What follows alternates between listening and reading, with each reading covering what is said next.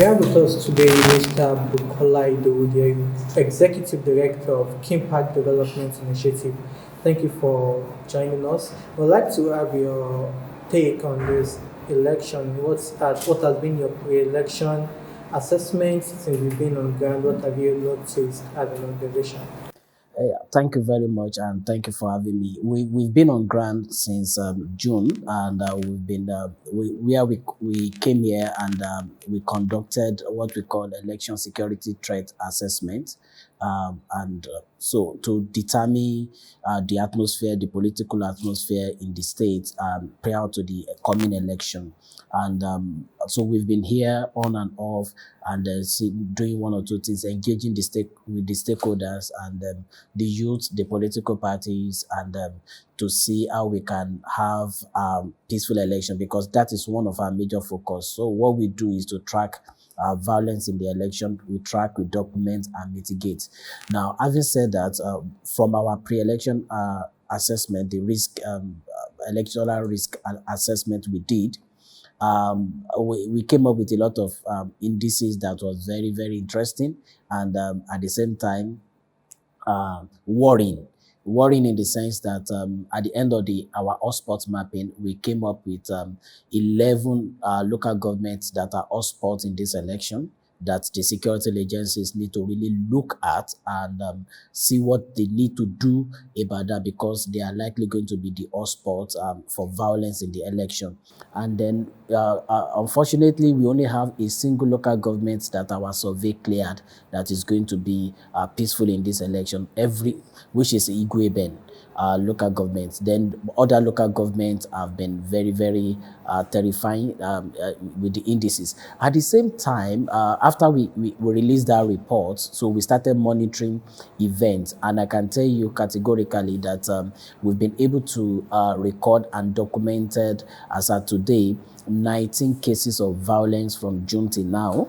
And we've been able to document close to 46 cases of potential for violence. Of course, I need to explain this.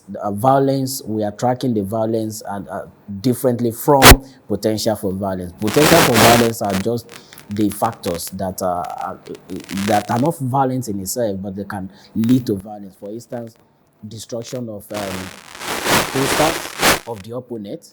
You are not dealing with anybody, you are not killing anybody, but at the same time, that can actually lead to violence. Incitement, intimidation, hate speech, and all those ones are potential for violence. So we track and we documented 46 of that, and as at yesterday, and then the number of violent cases are just about 19, including murder, including physical harm, including group clash and shooting, and the whole and the rest of that.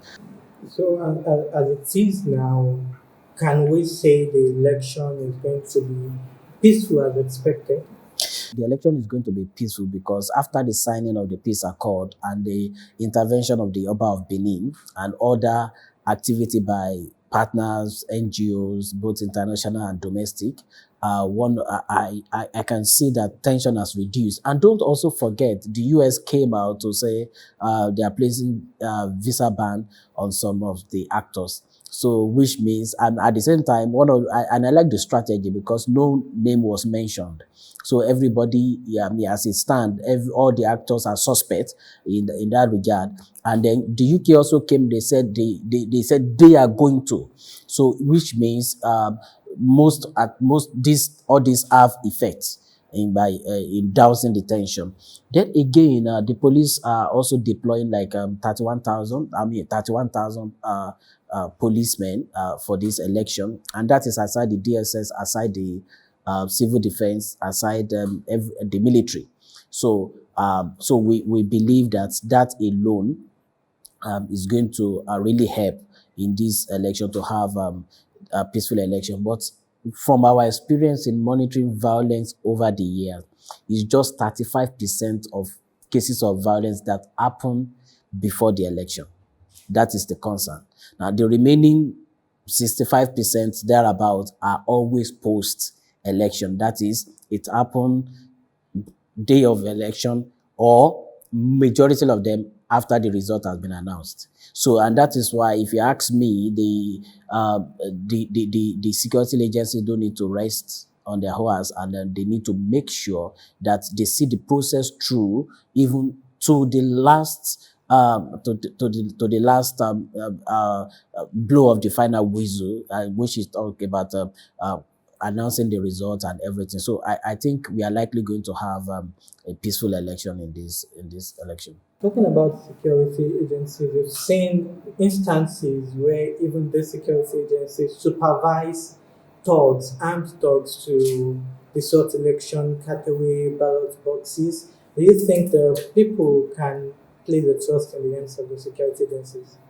Well, interestingly, from our survey, election security risk assessment survey we did, that factor was identified as part of the risk factor in this coming election. That is the partiality of the security agencies. And then another factor that was also identified as a potential for violence that can cause violence is the partiality of the INEC itself.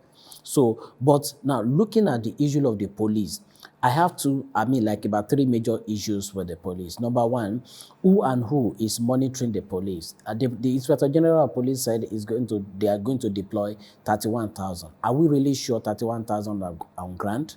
Or is he just an attempt to mention a particular number and money is released for that number, and then 20,000 people are actually on ground instead of 31,000? Who is monitoring this? How do we verify?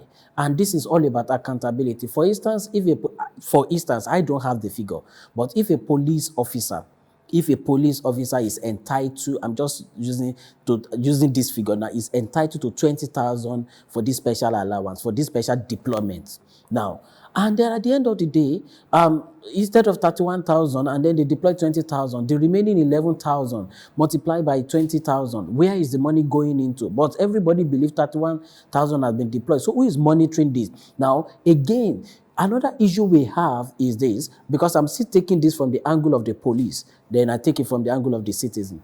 Another issue we have is that 31,000 police men to be deployed, where is the adequate preparation for them? You understand? Where are they staying? Now, and these are the issues. You don't just treat them like anyhow and expect them to be professional on the day of election. So for me, that alone can impede the professional conduct, because somebody that is hungry, somebody that slept on the floor in a primary school, and then you ask the person to be a professional on the day of election, is not likely going to be. So for that again. Now, yesterday there was a show of force in town here, and a show of force is like, look, they did that for two major reasons. They said to encourage the citizen to come out, because to show that, we are on ground, so you can come out, nobody is going to intimidate, harass you. Number two is that to say, look, the political talk that, look, we are on ground, we are going to deal with you if you try to foment any trouble. But let's look at something. Now, it can either go two ways. Now, the show of force can actually scare the thugs away. At the same time, can also scare the voters away. And don't forget, election is a civic activity. It's not a military affair. We are not fighting war. You understand? So those are the things. Now, lastly, the main question is the trust. Do the citizens trust the police to protect them? I will say no.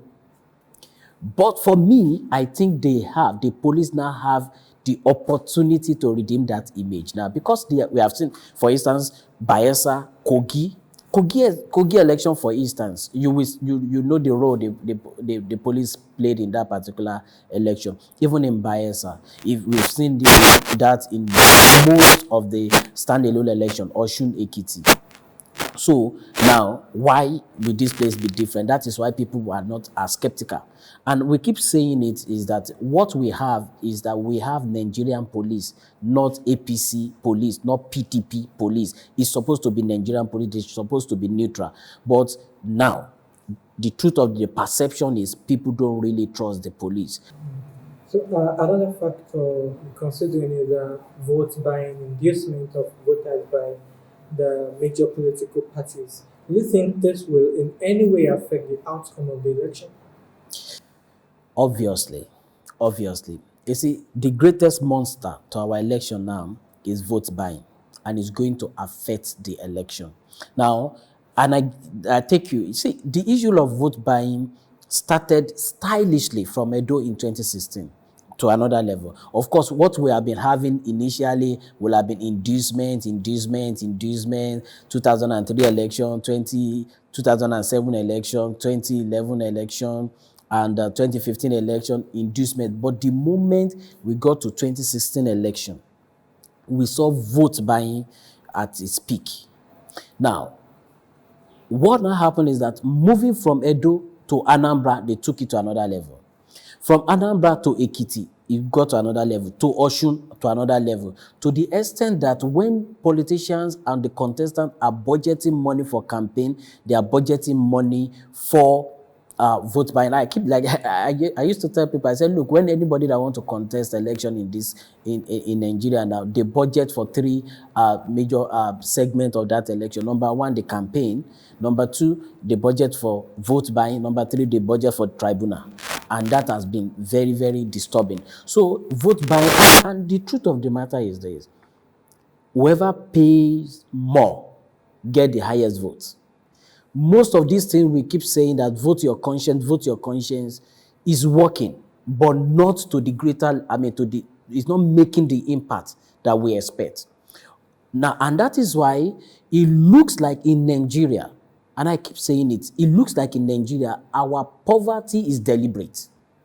The leaders are deliberately putting the followers in poverty. Reason is this, so that by the time you stretch 1,000 to them, 1,000 naira to them, they can actually take it. But there are people who doesn't even know where the next meal is going to come from, and they can do anything because of 500 naira. So they keep those kind of people, and then on the day of election, they say give them 1,000, and then they collect it and go and vote. Now, again, one of the disturbing things about vote buying is the monitoring and evaluation strategy the politicians put in place to do this. If they can put that in place to some of the contracts they are giving, and Nigeria will have been developed. And by that, I mean, see, when they want to pay you, they monitor and they make sure that you truly voted for them.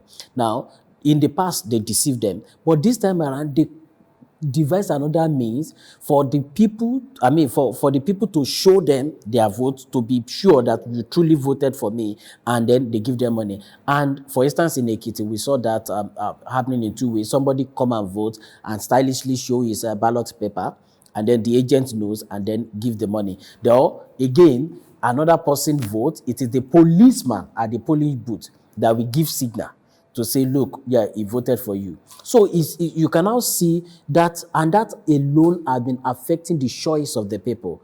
Because somebody is giving 1,500, the other person is giving 2,500. They quickly migrate to the person that is giving the highest money.